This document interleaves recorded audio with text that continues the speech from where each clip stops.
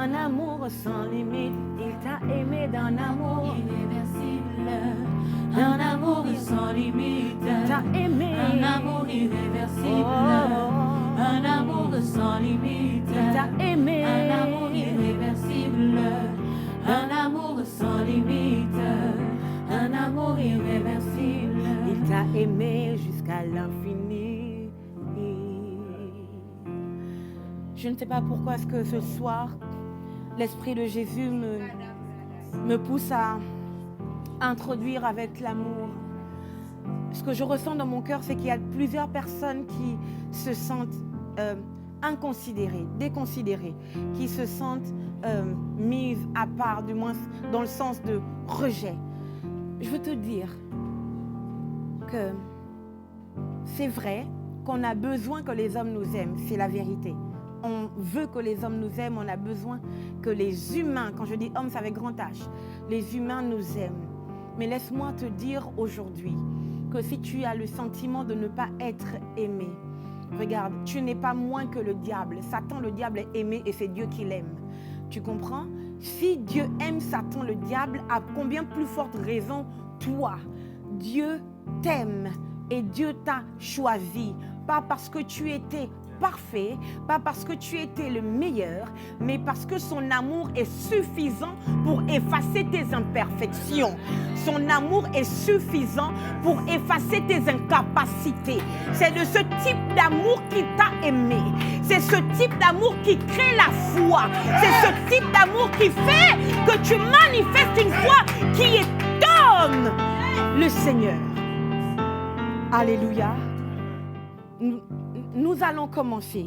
Le thème qui nous rassemble ce soir, merci la régie, le thème qui nous assemble ou nous rassemble ce soir, c'est que ma foi étonne Christ. Moi, je crois que la foi commence, ou du moins la foi, elle devient la foi quand Dieu rejoint le club fan de nos abonnés. C'est-à-dire que pour que le raccourci, pour faire que Dieu s'arrête sur ce qui te concerne, c'est de manifester la foi. Le raccourci, la chose qui fait que Dieu s'arrête sur ce qui te concerne, c'est de manifester la foi. Or, moi je crois qu'on ne peut pas parler de foi sans amour. Je ne parle pas d'abord de l'amour qui vient de nous, qui émane de nous, non. Je pense que sans l'amour de Dieu sur nous, il nous est impossible de vivre et de manifester la foi. C'est parce que Dieu nous a aimés que la foi est née à l'intérieur de nous. Moi, la première chose que j'ai entendue, ce qui a fait que je crois en Jésus, ou du moins ce que je m'avance pour dire Jésus, je te donne mon cœur, c'est que ce jour-là, le pasteur prêchait, il disait, il t'a tellement aimé qu'il t'a tiré de la boue du péché. J'ai réalisé qu'il y avait quelqu'un qui m'aimait malgré le poids de mes fautes. Et c'est ça qui a fait naître en moi la foi, la profonde confiance en Christ. Donc, tu ne peux pas manifester une foi, qui plus est une foi qui étonne Dieu, sans être conscient, sans réaliser l'amour de Dieu pour toi. Voici comment le diable nous empêche d'avoir la foi. Moi, je crois qu'on n'est plus au niveau d'avoir la foi. Nous devons monter au niveau d'avoir un type de foi qui fait que Dieu est ébahi. Nous devons choquer Dieu par notre foi. Et pour avoir ce type de foi, il faut réaliser le type d'amour que Dieu a pour nous ou envers nous. Je ne sais pas si je parle à quelqu'un. Amen. Le premier texte, c'est celui de Matthieu 10, de Matthieu 8 au verset 10. Je vais lire la parole de Dieu.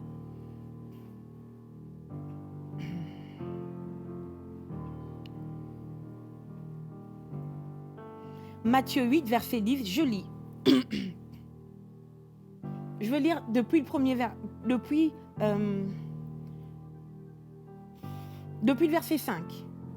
Comme Jésus entrait dans Capernaum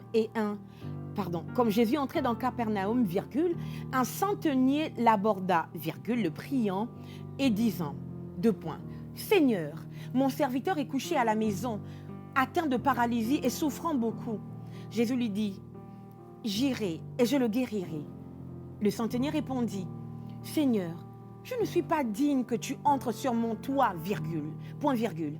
Mais dis seulement un mot, virgule, et mon serviteur sera guéri. Car moi, qui suis soumis à des supérieurs, j'ai des soldats sous mes ordres, point virgule. Et je dis à l'un, deux points, va, et il va, à l'autre, viens, et il vient, et à mon serviteur, fais cela, et il le fait.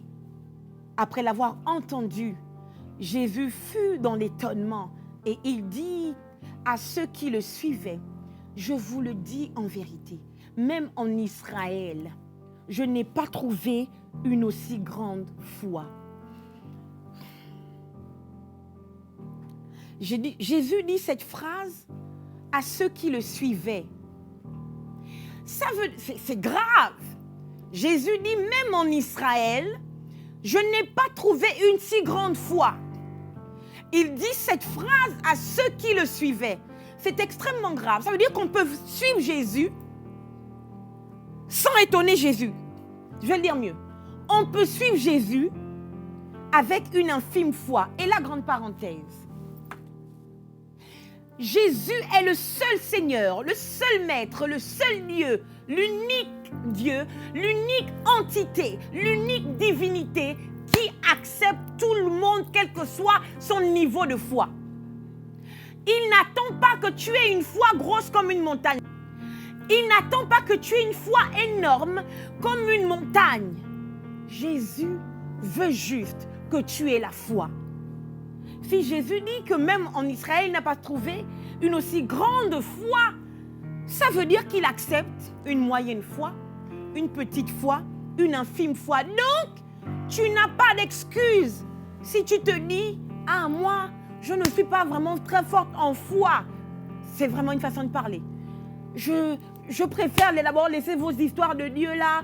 Pardon, Dieu sait que je suis pécheur. Dieu est le Dieu des pécheurs. Alléluia. Donc, même si ta foi est minuscule, s'il te plaît, les temps sont courts. Jésus n'est pas un mythe. L'enfer existe, le paradis existe et Jésus est en chemin. N'attends pas d'avoir une grosse foi pour le suivre. Jésus parle à ces gens. J'ai envie de suggérer que si Jésus dit qu'il n'a pas trouvé une aussi grande foi, c'est que ceux qui le suivaient n'avaient pas ce type de foi. Alléluia. Numéro 1, il dit, même en Israël, je n'ai pas trouvé. Ah, Jésus, donc tu cherches ce type de foi? Ça veut dire que Jésus marchait, mais il cherchait ce type de foi. Et faites-moi confiance. Le centenier en question n'était pas juif. Il était païen. Païen veut dire citoyen des nations. En fait, païens, c'est ceux qui ne sont pas juifs. Ce n'est pas ceux qui ne croient pas en Jésus. Païens, c'est ceux qui ne sont pas juifs. Donc, cet homme qui a manifesté une aussi grande foi n'était pas juif. C'était un païen qui avait entendu parler de Jésus et de ce que Jésus était capable de faire. Et puis, quand l'occasion s'est présentée, parce que son serviteur était malade, cet homme a choisi d'aller vers Jésus. Quand cet homme va vers Jésus, on va toucher les autres passages, mais je vais commencer avec celui-ci. Quand cet homme va vers Jésus, croyez-moi, moi je le crois, et j'ai envie de le suggérer, et j'ai envie de dire que c'est vrai, que c'est effectivement cela. Quand cet homme va vers Jésus, il sait déjà qu'il n'a pas besoin que Jésus vienne jusqu'à dans sa maison. C'est comme si, pour son serviteur, les temps étaient courts. Le temps que tu marches jusqu'à la maison, c'est long. Je n'ai pas le temps d'attendre que tu viennes jusqu'à chez moi.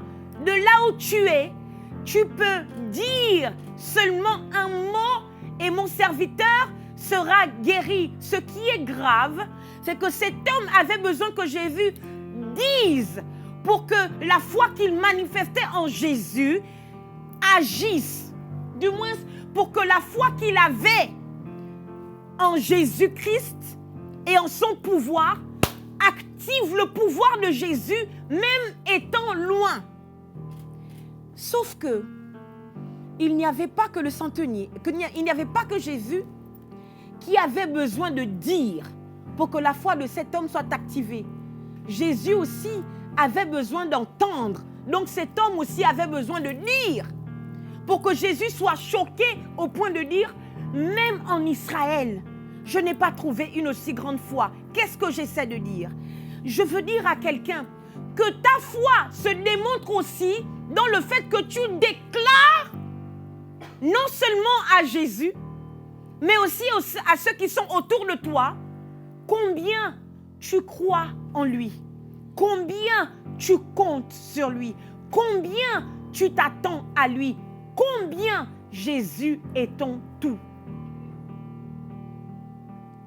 Qu'est-ce que j'essaie de dire? J'essaie de dire que nous ne sommes plus à l'époque où la foi c'est dans le cœur. Dieu connaît mon cœur. Le Seigneur sait. Je veux le dire mieux.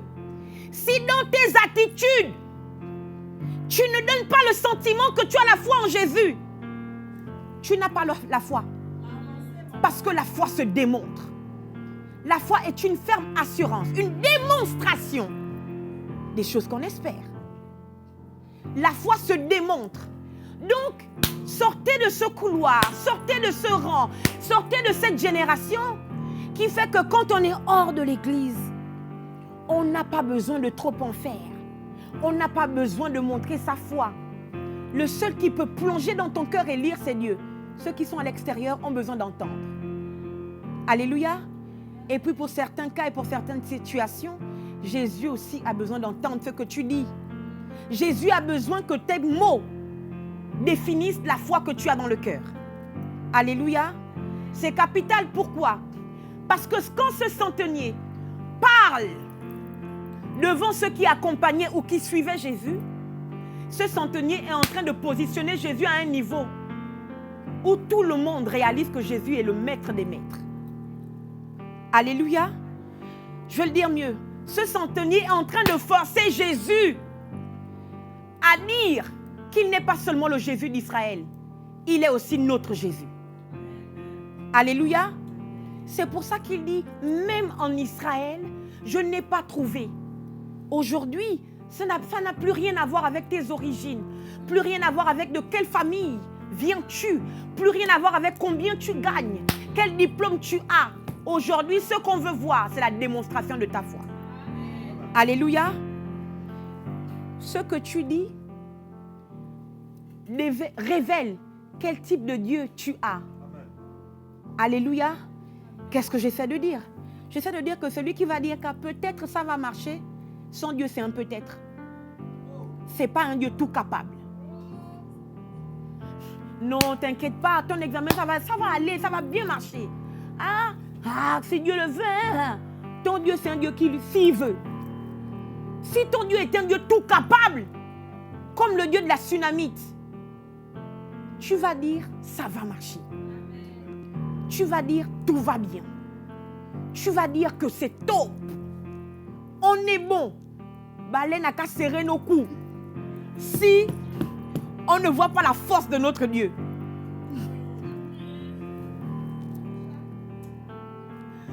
Je ne sais pas si je parle à quelqu'un. Alléluia. Je continue de lire. Car moi qui suis soumis à des supérieurs, j'ai des soldats sous mes ordres. Et je dis à l'un, va, et il va. À l'autre, viens, et il vient. Et à mon serviteur, fais cela. Et il le fait. Après l'avoir entendu, Jésus fut dans l'étonnement. Et il dit à ceux qui le suivaient, je vous le dis en vérité, même en Israël, je n'ai pas trouvé une aussi grande foi. Or, je vous déclare que plusieurs viendront de l'Orient et de l'Occident et seront à table avec Abraham, Isaac et Jacob dans le royaume des cieux. Wow! Donc ces gars marchaient avec Jésus. Ils n'avaient pas conscience qu'il n'y avait pas que eux, les descendants dans la chair d'Abraham, qui mangeraient avec Abraham. Mais plusieurs viendraient de l'Occident. Peut-être que ta parole, la démonstration de ta foi par tes dires et par tes agissements vont réveiller les gens dans l'Occident, vont réveiller les gens de l'Orient. Ça va réveiller ceux qui sont loin. Ça va les réveiller et les amener à Christ. Je vais le dire mieux. Ça va réveiller Jésus, ou du moins, ça va forcer Jésus à s'étendre jusque dans l'Orient, jusque dans l'Occident. Ça veut dire que peut-être que dans ta famille, il y a encore beaucoup de personnes qui ne sont pas encore venues à Jésus parce que ta bouche a refusé de démontrer ton Dieu.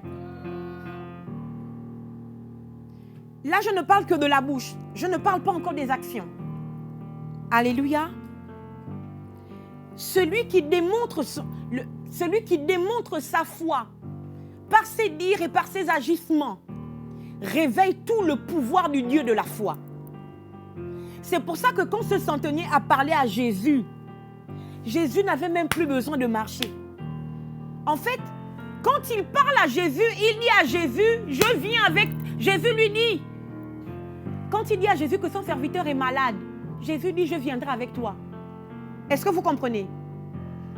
Quand il dit à Jésus que son serviteur est malade, j'ai besoin d'aide, Jésus dit, ok, j'irai avec toi vers ton serviteur en fait. Mais quand le gars démontre à Dieu, il démontre à Jésus sa foi, même pour Jésus, c'est une aide. Jésus n'a plus besoin de marcher jusque là-bas. Le pouvoir de Jésus est obligé de se manifester sur le champ. Alléluia. Peut-être que jusqu'ici, c'est parce que tu veux que Jésus tombe charnellement.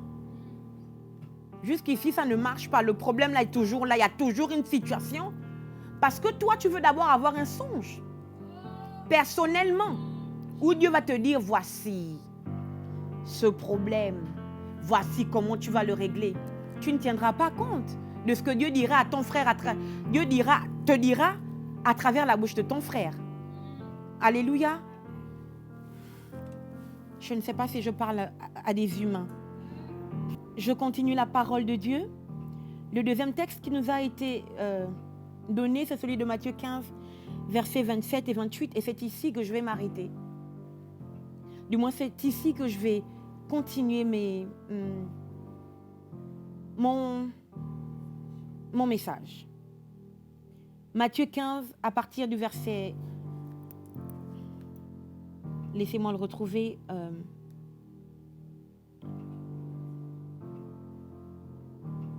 Matthieu 15, verset... Je ne veux pas commencer au verset 28.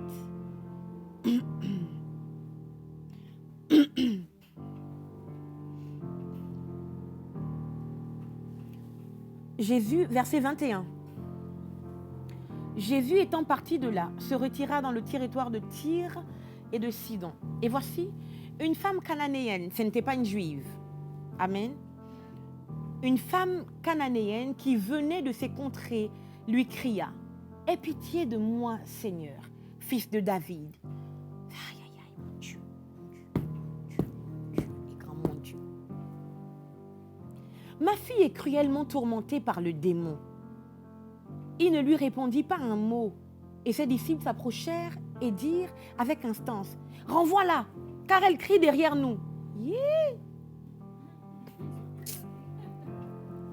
Il répondit, « Je n'ai été envoyé qu'aux brebis perdues de la maison d'Israël. » Mais elle vint se prosterner devant lui, disant, « Seigneur, virgule, secours-moi. » Est-ce que quelqu'un peut dire, « Seigneur, secours-moi. Secours-moi, Seigneur, secours-moi. » Il répondit, « Il n'est pas bien de prendre le pain des enfants et de le jeter aux petits chiens. » Voici ce que cette femme dit. Cette femme dit, « J'assume d'être chien. » Elle répond, « Oui, Seigneur, dit-elle. » Cette femme ne conteste pas le Seigneur, comme nous aujourd'hui. Si ça m'arrive, c'est de la faute de Dieu. En tout cas, aujourd'hui, je vois, mais Dieu m'a abandonné, Dieu m'a laissé. Il m'a abandonné. Non. Cette femme accepte, elle dit que ce n'est pas grave. Si Jésus dit que je suis chien, c'est que c'est ce qu'il me faut pour être sauvé. Oui, Seigneur, dit-elle. Mais, oh Seigneur, je prie que quelqu'un soit capable de dire à Dieu mais. Que son mais force Jésus à être choqué et à faire ce qu'il doit faire. Cette femme me fait penser un peu à Marie. Marie n'a pas dit à Jésus, mais Marie n'était pas cananéenne, non. Mais quand elle parle à Jésus et que Jésus dit mon heure n'est pas encore venue, c'est même pas son problème. Dans son action, c'est comme si elle disait ton heure n'est pas encore venue, mais parce que moi je manifeste la foi, ton heure est obligée d'être là. Alléluia. Oui, Seigneur, dit-elle, mais les petits chiens mangent les miettes qui tombent de la table de leur maître. Mais les petits chiens mangent les miettes de la table qui tombent de leur maître. Les chiens savent que sur la table, il y a toujours les miettes qui doivent tomber. Les chiens savent que la table ne peut pas ne pas fournir de miettes. Au moins ça. Au moins ça. C'est-à-dire que si les miettes suffisent pour sauver,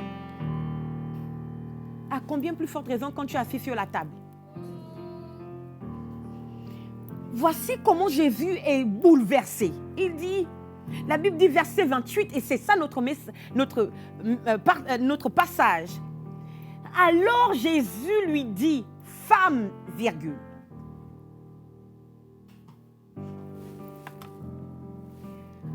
Au début, Jésus la voyait comme un chien.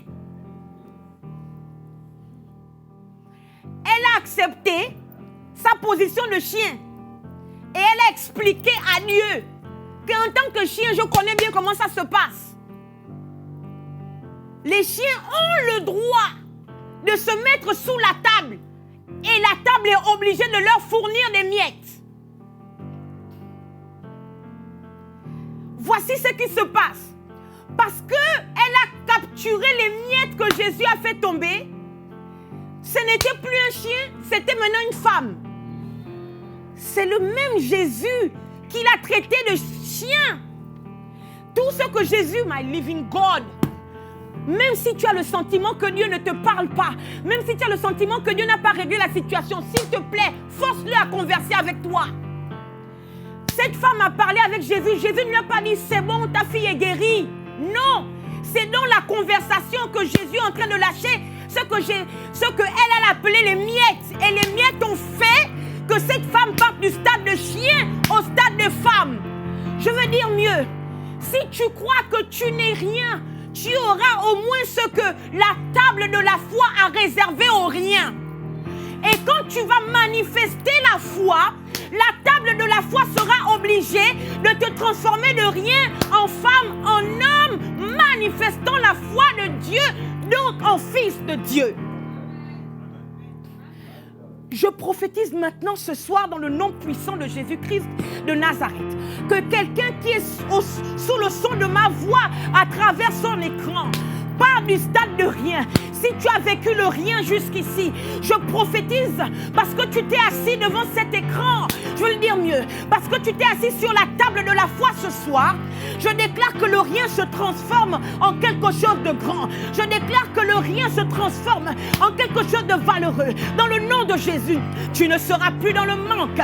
Tu ne seras plus dans la maladie. Tu ne vivras plus le rejet parce que la table de la foi est obligée de te fournir ce dont tu as besoin pour monter à un autre niveau. In Jesus' mighty name, reçois ces choses en disant Amen, en mettant des flammes. Yes.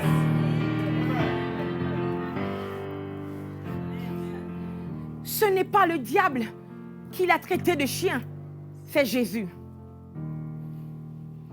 Alors Jésus lui dit, femme, ta foi est grande, qu'il te soit fait comme tu veux, my living God.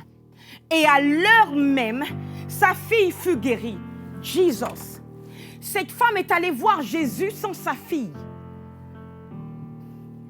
Je pensais, my God, que c'était Jésus qui avait guéri sa fille. Non. C'est cette femme elle-même qui a guéri sa fille. Comment? En démontrant à Jésus qu'elle est au courant. Elle est au courant de cette chose que Jésus connaît, mais que tout le monde ne connaît pas. Numéro 1, elle dit, Seigneur, fils de David. Ça veut dire que ce n'était pas n'importe qui. Elle était cananéenne, mais elle connaissait clairement qui était Jésus. Jésus lui dit, femme, ta foi est grande. Qu'il te soit fait comme tu veux. Mon Dieu, non pas comme je veux. Parce que ce que Jésus voulait, c'est que cet enfant ne soit pas guéri. Pourquoi? Parce que sa mère était cananéenne. Vos enfants ont des problèmes parce que vous refusez de manger à la table de la foi. Vos enfants, vos affaires ne fonctionnent pas parce que vous refusez, my living God, de partir du stade de chien pour monter sur la table de la foi. My living God. Regardez, quand cette femme a dit que, d'accord, aujourd'hui je suis chien, c'est vrai, mais les miettes qui sont la parole, la manne va me rendre, va me donner la forme qui fait que Dieu ne peut plus avoir de résistance devant moi. Oh! Sans la foi, il est impossible d'être agréable à Dieu. Ça veut donc dire que ta foi te rend tellement agréable à Dieu que Dieu accepte de faire que tu deviennes comme lui. C'est pour ça que Jésus dit qu'il te soit fait comme tu veux. Pas comme je veux. Pourquoi? Parce que l'ordre de Jésus était clair. Tu pars seulement pour les brebis perdues d'Israël. C'est l'ordre du ciel. Tu pars seulement pour les brebis perdues d'Israël. Mais gloire à Dieu pour le centenier. Gloire à Dieu pour la femme cananéenne. Gloire à Dieu pour ces gens. Ils ont forcé Jésus à sortir du cadre qui lui a été donné. Ils ont déconfiné Jésus et Jésus s'est répandu dans les nations parce qu'une femme a accepté que Jésus la traite de chien et mange ce que Jésus donne aux chiens pour les transformer en Dieu. My God, si tu veux que tes enfants, tu veux que tes situations, ta famille, ta nation, ton foyer sortent de ce problème, cela ne dépend que de toi. Jésus a dit qu'il te soit fait comme tu veux. Fais quelque chose. Et la chose en question, c'est de bouleverser Jésus. Faire en sorte que Jésus sorte du cadre qui lui a été délimité par le ciel. Force Jésus à rentrer dans ta famille. Même si ta famille était occultiste, my God, même si ta famille était athée, ce soir, manifeste, my living God, la foi des chiens. Manifeste la foi des chiens. Manifeste la foi des chiens pour que Jésus soit obligé de rentrer dans ta famille.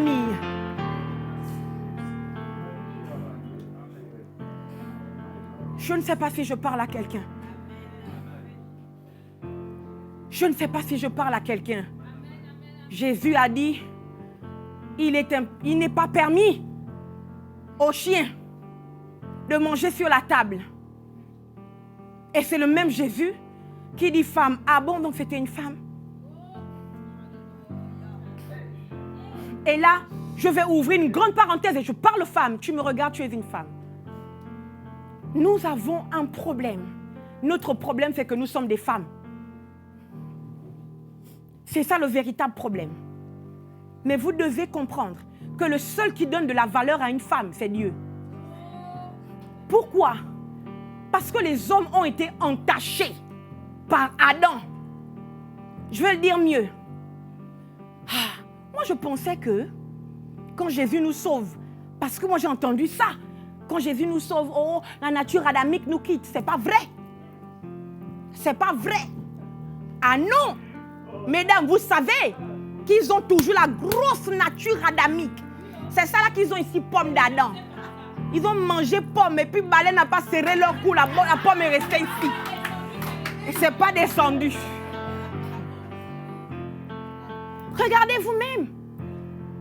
Regardez vous-même. Cette femme adultère, elle a commis l'adultère avec son propre corps, elle-même seule. L'homme était où? La loi de Lévitique dit bien que si on trouve 2 personnes en adultère, on lapide les deux meurent. Pourquoi c'est seulement la femme qu'on a emmenée vers Jésus? Parce que le seul capable de repositionner la femme, de lui redonner de la valeur, c'est Jésus. Et ces gens sont tombés dans le piège que Jésus leur avait fait. Ils ont amené la femme devant Jésus. My God. Un peu comme Adam a balancé Ève devant Dieu. C'est la femme que tu m'as donnée. C'est pour ça que Dieu a dit, ah bon, c'est la femme que je t'ai donnée, la postérité de la femme. Oh Adam, c'est pas toi qui as la postérité. Mesdames, on vous a méprisé. On n'a pas cru en vous. Quels que soient vos efforts, on s'en fiche. On vous malmène. Quel que soit l'endroit où vous êtes, les familles dans lesquelles vous vivez, les pays, les nations, les femmes, on est toujours, on nous force toujours à être en arrière. Regardez, le seul qui peut vous repositionner et puis les gens seront obligés de vous boire, c'est Dieu. C'est Dieu.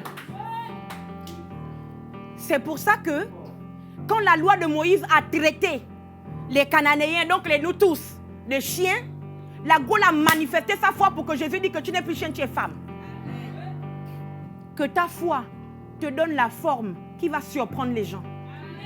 Que ta foi te donne la forme qui va surprendre Dieu dans le nom puissant de Jésus. Je ne sais pas si je parle à quelqu'un ce soir.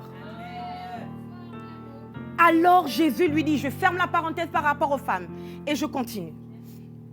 Alors Jésus lui dit, 2 points, femme, ta foi est grande. Qu'il te soit fait comme tu veux. Ce n'était pas Jésus. Oh. Il n'a pas dit qu'il te soit fait comme moi. Je veux, finalement, je vais arranger les choses. Non! C'est comme tu veux. Donc, il y a beaucoup de choses que tu n'as pas. Beaucoup de choses que tu veux et que tu n'as pas parce que ta foi n'a pas encore étonné Jésus. Il y a beaucoup de choses que tu veux, que tu n'as pas parce que Jésus n'a pas encore été bouleversé, renversé par ta foi. Jésus n'a pas encore été scotché par ta foi. My God. Vous allez me dire, mais pasteur Shirley, comment faire alors pour avoir une foi qui bouleverse Jésus? Pour manifester une foi qui bouleverse Jésus, il faut tomber par terre.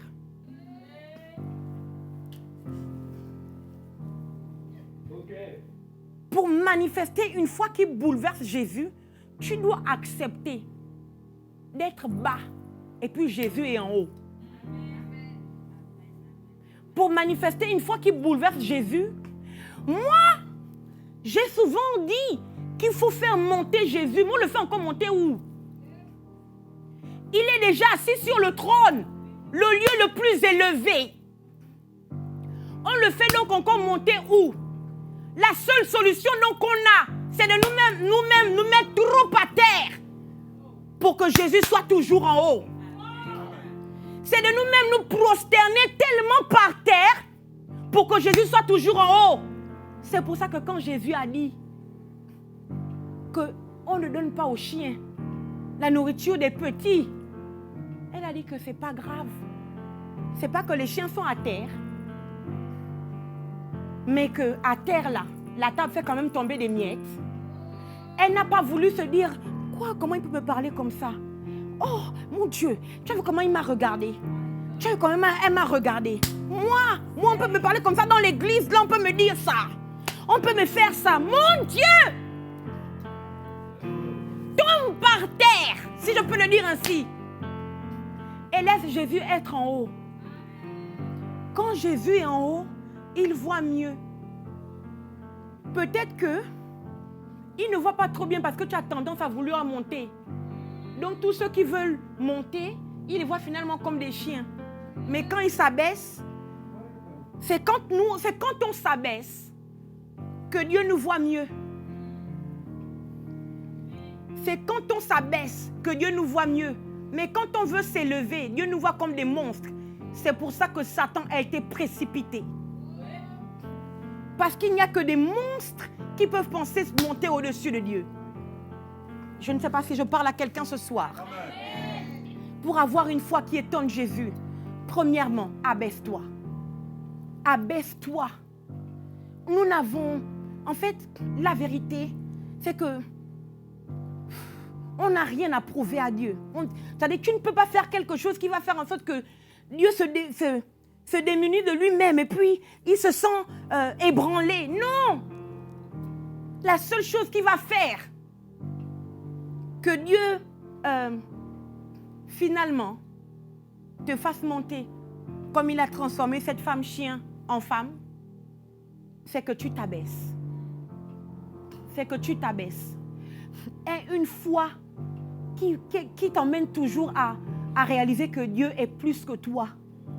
Et que même si on ne me respecte pas, même si on me rabroue, ce n'est pas les hommes qui peuvent me positionner là où Dieu a prévu de me positionner, c'est Dieu lui-même. Donc, je n'irai pas les contester, mais j'irai chez Dieu et dire à Dieu, Seigneur, si tu es mon maître, je ne peux pas être là. Et je lis la parole. Elle a dit, Seigneur. J'ai dit que même si on te rabroue, tu dois dire, Seigneur, si tu es mon maître, il y a des niveaux où je ne peux pas être. Tu dois me positionner. C'est pour ça que quand elle s'approche de Jésus, elle l'appelle Seigneur. Elle ne dit pas Jésus. Ça ne veut pas dire qu'on ne doit pas dire Jésus. Mais j'explique ici le profond respect. Elle a dit Seigneur qui veut aussi dire maître. Si Dieu est ton maître, alors démontre-lui ta soumission. Si Dieu est ton maître, démontre-lui ton abandon total. Si Dieu est ton maître, descends pour que lui seul te positionne. Alléluia. Et alors Jésus lui dit, verset 28, parce qu'on a dit 28 à 29, notre passage. C'est bien ça. 28 à 29. Ah là là, 27 à 28. Alors Jésus lui dit, femme, ta foi est grande. Qu'il te soit fait comme tu veux. Et, virgule, à l'heure même, virgule, sa fille fut guérie. Il y a une heure où ta foi va produire des résultats. Il y a une heure où Dieu sera obligé d'agir. Il y a une heure où la foi que tu as manifestée, que tu as démontrée à Jésus, la foi qui a tourné le cœur de Jésus en ta faveur, va agir. Et je prophétise maintenant que cette heure c'est aujourd'hui.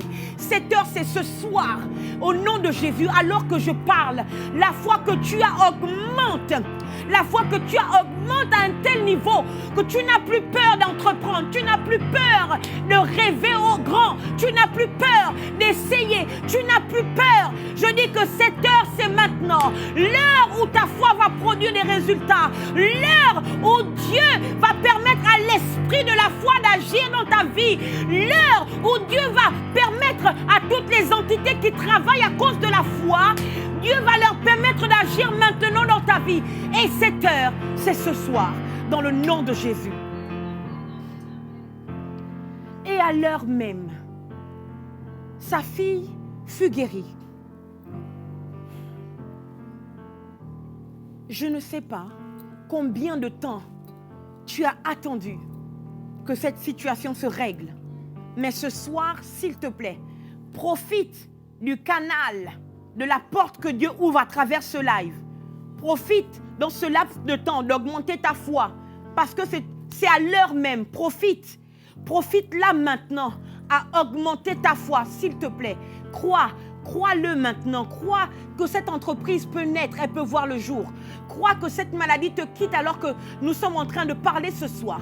Crois que Jésus attend simplement de te dire qu'il te soit fait comme tu veux. S'il te plaît, veux, si je peux le dire ainsi, désire mieux qu'hier. Désire, augmente ton niveau de foi. S'il te plaît, désire plus que ce que tu as attendu hier. Désire, c'est le moment, parce qu'il a dit qu'il te soit fait comme tu veux. Que veux-tu ce soir? Que veux-tu ce soir? Que veux-tu ce soir? Jésus a dit, ta foi est grande.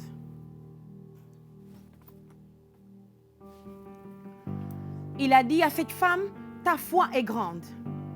Et il a dit au centenier, même en Israël, je n'ai jamais vu, je n'ai pas trouvé une aussi grande foi. C'est comme si Jésus se promenait avec un mesureur de foi. Oui, la foi, ça se mesure. Et celui qui mesure la foi, c'est Dieu. Maintenant, je veux le dire encore mieux. La foi, ça se mesure. Et le mesureur de foi de Dieu, c'est toi-même. Est-ce que tu peux écrire? Je vais t'expliquer. Le mesureur de foi de Dieu, c'est toi-même. Son mesureur, c'est toi. La foi, ça se mesure. Grande foi, petite foi comme un grain de sénévé. Grande foi au centenier. Grande foi à cette femme. Il dit si seulement tu avais une foi grande ou petite comme un grain de sénévé. C'est extrêmement grave. C'est comme si Jésus à chaque fois, Jésus, cherche la foi. 2, il mesure la foi. Ce n'est donc pas tout que de trouver la foi. Jésus ne se contente pas seulement de trouver la foi, mais Jésus veut aussi mesurer la foi. Voilà pourquoi il parle de grande et de petite foi. Et j'ai compris aujourd'hui que le mesureur de foi de Dieu, c'est toi-même. Pourquoi? Quand il a rencontré la femme à la perte de sang, il dit, ma fille, ta foi t'a guérie. Au centenier, il dit, tu as une grande foi. Voilà pourquoi il guérit le serviteur du centenier. À cette femme, il dit qu'il te soit fait comme tu veux.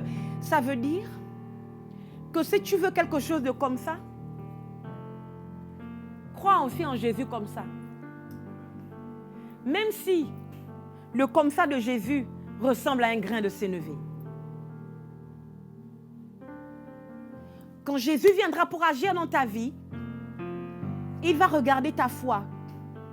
Il y a des gens qui sont appelés à vivre un grand destin, à brasser des millions, à prêcher à des foules. Mais ça n'arrive pas. Pourquoi? Parce que eux-mêmes, ils n'ont pas cru que eux, ils étaient dignes ou qu'ils pouvaient faire ce genre de choses. C'est pour ça aussi que Jésus ne peut rien pour toi. Est-ce que vous comprenez que la foi, c'est le carburant avec lequel Jésus fonctionne? Jésus a prévu pour toi un ministère grandiose. Mais toi, tu regardes la sœur et tu dis, oh, elle a un grand ministère. Oh. Et on va te dire, mais toi aussi, tu as un grand ministère. Oh, pardon, moi, je ne suis pas de... Moi, je fais mon truc de chant, c'est fini. Oh. C'est fini.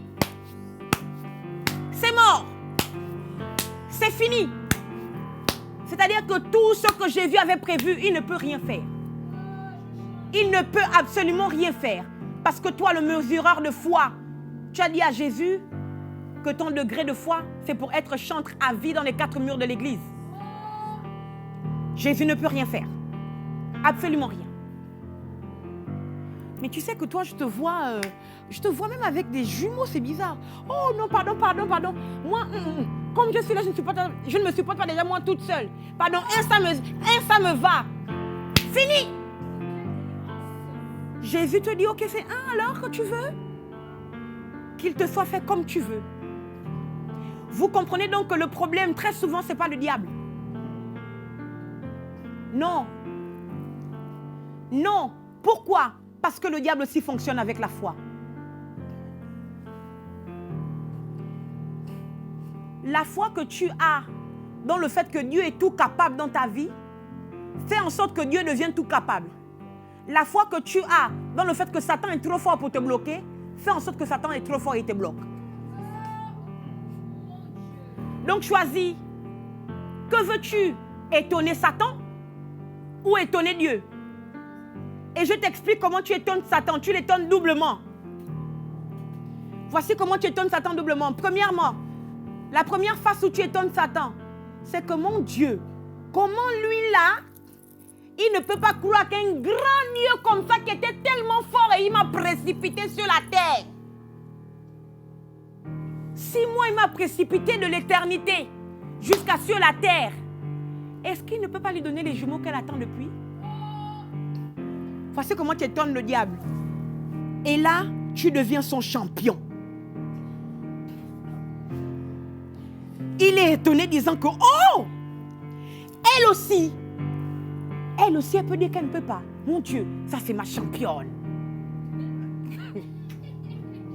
Et là, il te bloque. Il est étonné de voir que tu ne crois pas à un Dieu tout capable qui s'est donné à toi gratuitement. Et il est étonné de voir que tu crois que lui, il est trop fort, le diable. Satan est étonné, hein, vous savez. Le diable est étonné de voir comment la plupart des chrétiens croient trop en lui. Il croit qu'il est fort. Il croit que si je commence mon affaire et que je raconte à mon frère, le diable va le posséder pour qu'il me bloque. Il croit que, la promotion que j'ai eue là, si je dis déjà à ma famille, le diable va faire en sorte qu'il me bloque. Il croit que quand on me demande de diriger le culte, Satan va faire en sorte que ma voix ne sorte plus. Il me bloque. Ça là, ça étonne le diable. Vous comprenez? Vous l'étonnez quand vous ne croyez pas en Dieu. Vous l'étonnez quand vous croyez en lui. Vous l'étonnez quand vous ne croyez pas en Jésus. Et vous l'étonnez quand vous croyez en lui, Satan. Amen. Or, le mot d'ordre aujourd'hui, c'est d'étonner Jésus. Comment tu étonnes Jésus? Tous ceux qui ont étonné Jésus dans l'histoire de l'humanité ont forcé Jésus à faire même des choses qu'il n'avait pas prévues.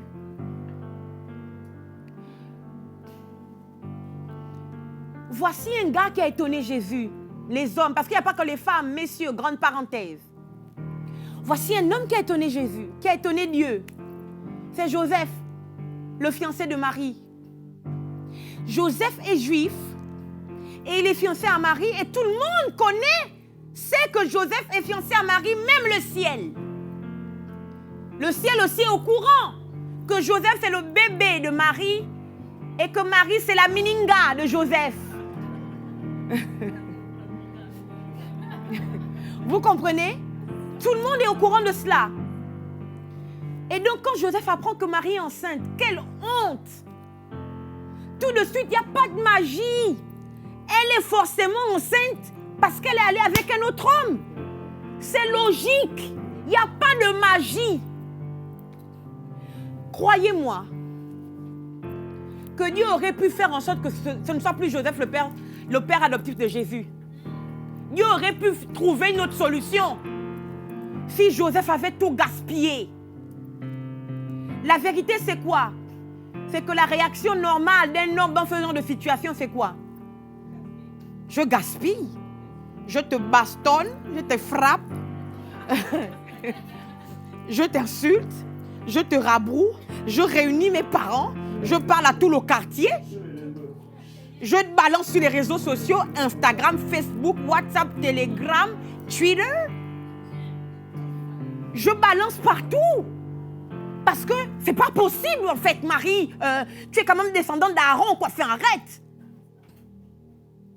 Je mets ça partout. Mais voici comment Dieu refuse d'enlever Joseph du plan là. La Bible déclare qu'il a décidé de rompre avec Marie secrètement. Pourquoi?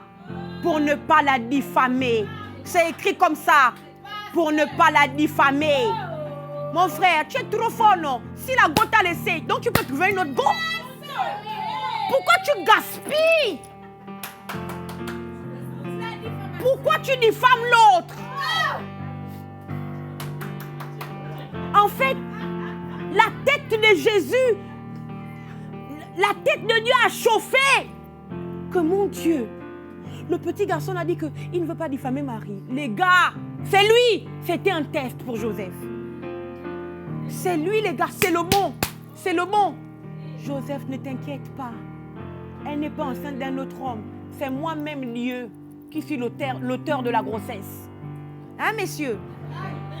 C'est comme ça que Dieu... Messieurs, vous pouvez étonner Dieu. Vous pouvez votre foi et votre amour pour Dieu peut l'étonner quand vous ne tombez pas dans le piège de tout homme. Sers d'abord le bon vin au début et à la fin, noce de Cana, il sert le moins bon. Quand vous ne tombez pas dans le piège de tout homme, là, vous étonnez Dieu. Mais quand vous tombez dans le piège de tout homme, vous n'êtes que tout homme. Et les tout hommes, Dieu met une croix sur les tout hommes. Alléluia. Comment vous pouvez faire pour étonner Dieu? Aïe. Comment vous pouvez faire pour étonner Dieu, messieurs et mesdames?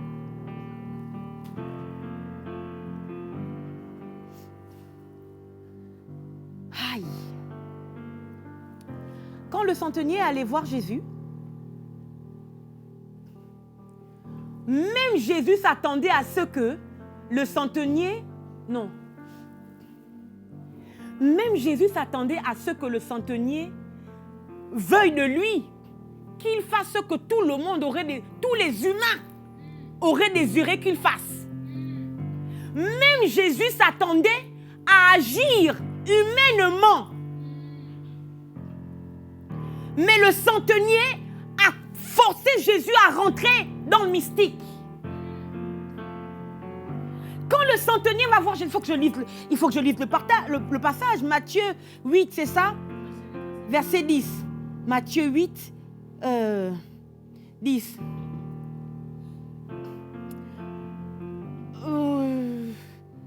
Verset 6. Le centenier allait voir Jésus, donc voilà, et disant, un centenier l'aborda, le priant, et disant, 2 points. Seigneur, mon serviteur est couché à la maison, atteint de paralysie et souffrant beaucoup. Jésus s'attend. En fait, Jésus veut agir humainement. Jésus veut agir comme un homme. Voici ce que Jésus dit au centenier. Jésus lui dit, j'irai, virgule, et je le guérirai. J'irai, c'est j'irai le problème. Le problème de Jésus, c'était j'irai. Et c'est cela que le centenier a corrigé. Ce qui montre que Jésus voulait agir comme un homme. Il pensait qu'il avait affaire à un petit garçon. Sauf que le centenier, toute la formation qu'il a eue dans l'armée, l'a emmené à upgrade et à monter dans le mystique. Jésus parle au centenier comme un humain. C'est nous les hommes qui voulons même des fois au téléphone, même nous on fait ces erreurs. Ah là là, mon Dieu, mais je suis loin, je suis au téléphone. Cherche un pasteur là-bas qui pourra t'imposer les mains. Mais mon Dieu, Dieu agit même à travers les ondes. Et c'est ça que Jésus a voulu faire au centenier. Jésus a voulu agir comme un humain. Et il a dit, j'irai, mon problème c'est j'irai. Jésus, même si tu ne me visites pas, si tu envoies tes esprits, ça me suffit. Jésus, même si tu ne me visites pas, je n'en ai pas besoin. Parce que Jésus peut te visiter et rien ne se passe. Jésus a visité Judas pendant 3 ans. Judas est resté le même. Mais Jésus est rentré en contact avec le centenier après quelques secondes. La vie du serviteur du centenier et même du centenier a changé. Pourquoi? Parce que le centenier a dit à Jésus, allons du côté de l'invisible. Allons de l'autre côté. Judas n'est pas allé dans l'invisible. Judas voulait un Messie qui venait avec des armes pour neutraliser les Romains. Judas voulait un Messie qui venait et puis disait, allez, Ponce Pilate, mets-toi à côté. Hérode, mets-toi à côté. Maintenant, moi, le Messie, je suis arrivé, je règne. C'est ça que Judas a vu. Si Judas avait fait comme le centenier, allons de l'autre côté du visible, Judas aurait compris. Jésus a voulu garder le centenier terre à terre. Le centenier a dit, laisse tomber. Je connais que tu peux agir de l'autre côté du visible. Il dit à Jésus, regarde. Moi, je suis un maître. Quand je dis à mon soldat, fais ceci, fais, va là-bas, va, viens, viens. Donc toi, Jésus, tu as aussi des esprits qui entendent. Si tu dis, allez-y faire, ils vont faire. Si tu bouges, aïe. Le centenier a montré à Jésus qu'il savait que Jésus ne marchait pas seulement avec les hommes qui l'entouraient. Jésus marchait aussi avec les esprits qui ne se faisait pas voir par tout le monde. Oh, qu'est-ce qui a permis à cet homme de percer le secret de Jésus? C'est sa foi. Ta foi t'emmène dans l'invisible. Et dans l'invisible, tout est gagné. Pour étonner Jésus, montre à Jésus que tu n'es pas seulement biblique, tu es aussi mystique. Et là, je parle à un chrétien.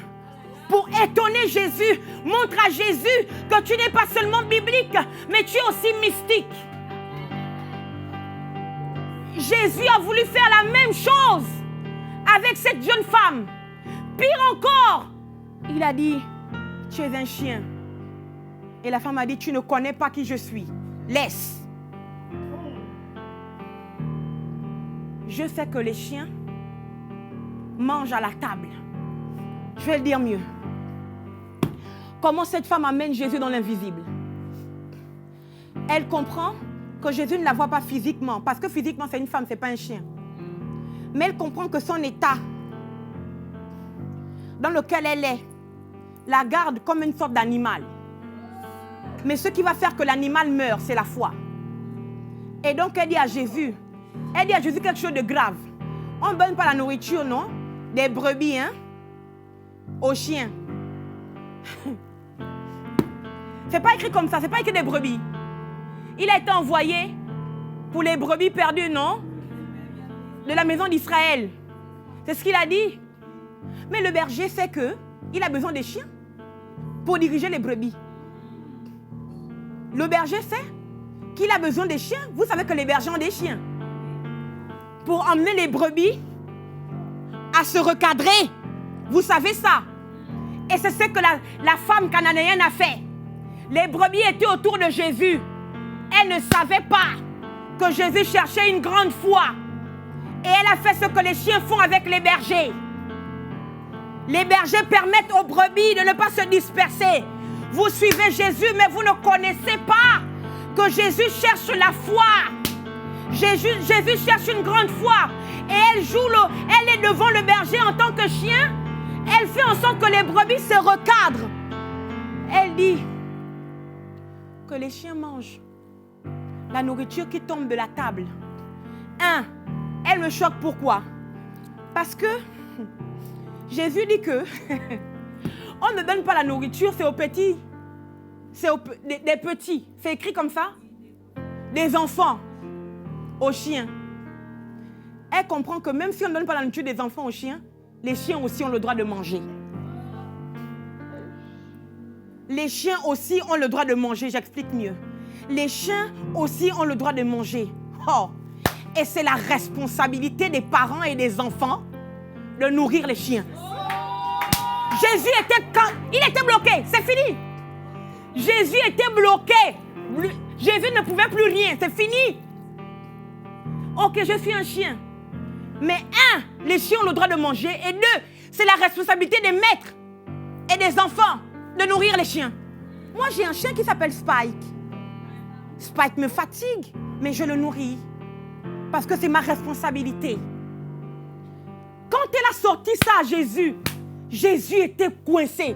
Elle a menotté Jésus. Fais ce que tu as à faire. C'est ça. Chez nous au Gabon, on dit Kangé. Quand cette femme a emmené Jésus dans le mystique, que tu sais que les chiens doivent manger. Or, la preuve qui montre que cette femme n'était pas un chien sorcier comme les chiens qui ont mangé Lazare.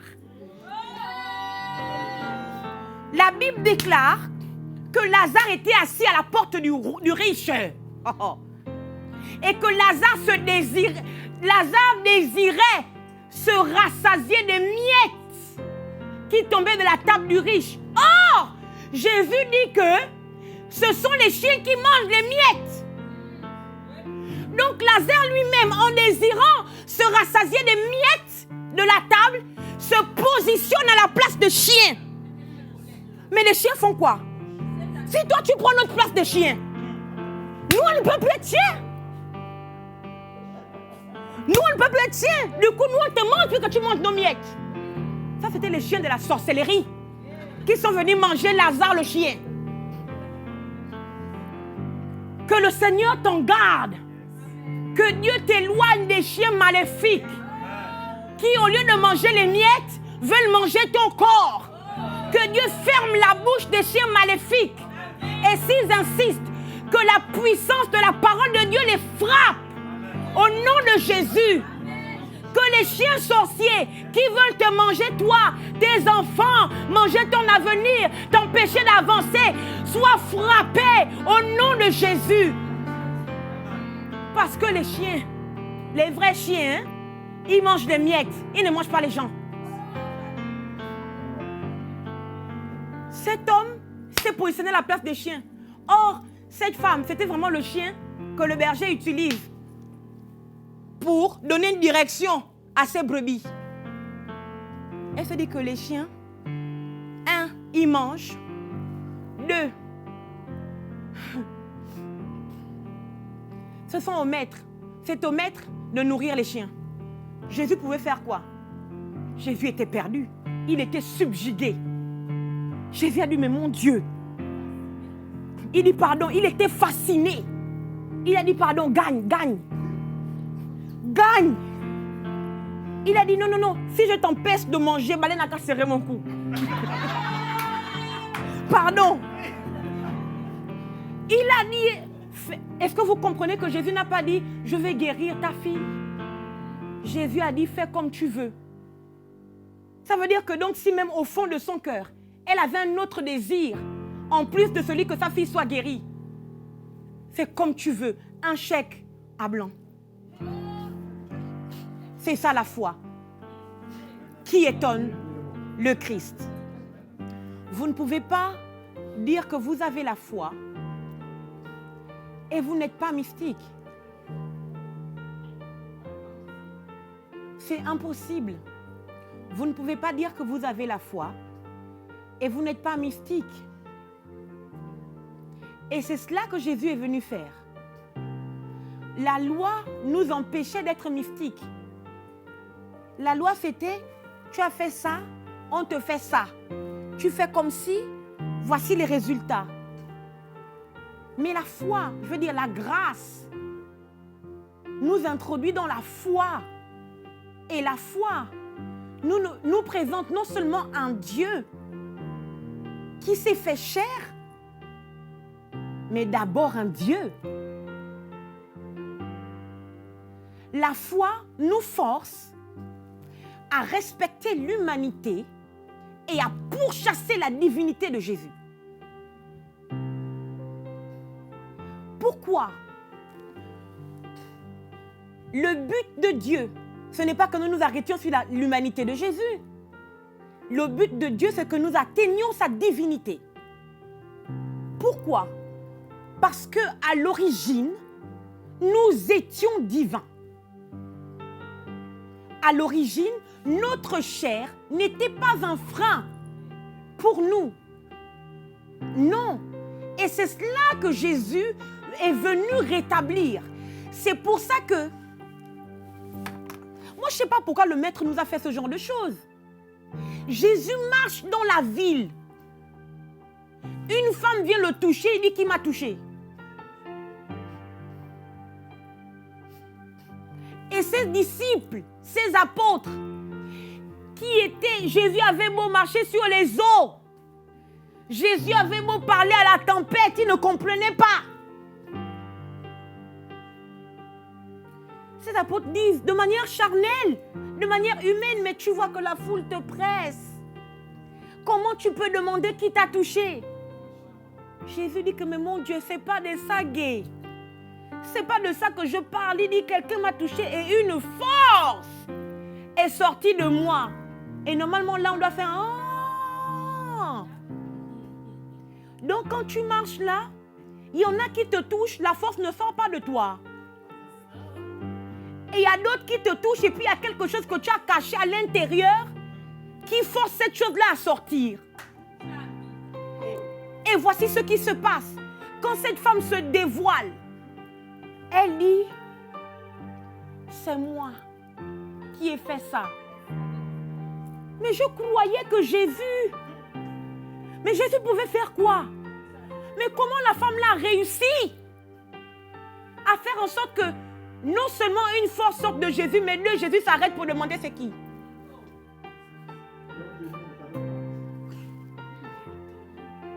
Non, je comprends aujourd'hui que Jésus savait. Mais ce que Jésus ne savait pas, c'est qu'elle savait ce qu'il cachait derrière, à l'intérieur de lui. Parce que c'est ça, si cette femme avait touché Jésus, sans que rien ne sorte de Jésus, sans que quelque chose n'échappe à Jésus, c'est ça. Sans que quelque chose n'échappe à Jésus. Ça veut dire que cette femme a fait sortir la chose mystique sans le concours de Jésus et sans l'accord de Jésus. C'est pour ça que Jésus veut la voir. Il veut la voir, qu'elle se dénonce. Qui m'a volé? Qui a fait que cette chose m'échappe? Une force. Laissez-moi suggérer qu'il marchait avec beaucoup de force. Et elle a soutiré une force. Et il demande qui m'a touché. Il voulait la voir. Pourquoi? Pour que nous comprenions ce qui s'est passé. C'est la première fois, ou l'une des premières fois, dans l'histoire de la marche de Jésus sur la terre, où il va appeler quelqu'un ma fille.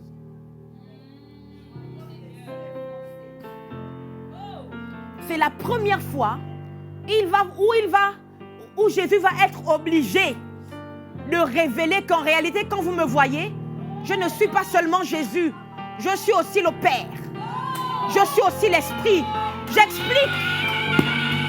Je suis un. Le Fils, c'est moi, Jésus, qu'on a touché. Elle a tiré à l'intérieur de moi la force, l'Esprit qui fait que les maladies partent, les infirmités sont détruites. Et là, le Père confirme en disant, ma fille, tu as touché mon Fils Jésus et mon Esprit est rentré en toi.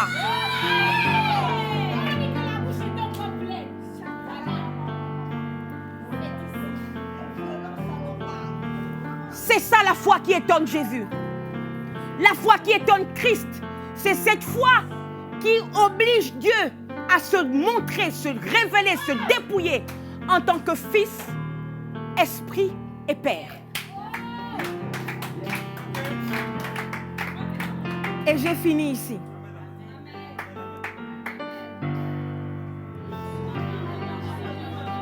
Les mâles cabradia satalamande rebosso. Les catalamata lamata. C'est ta foi qui met le Père, le Fils et l'Esprit en mouvement.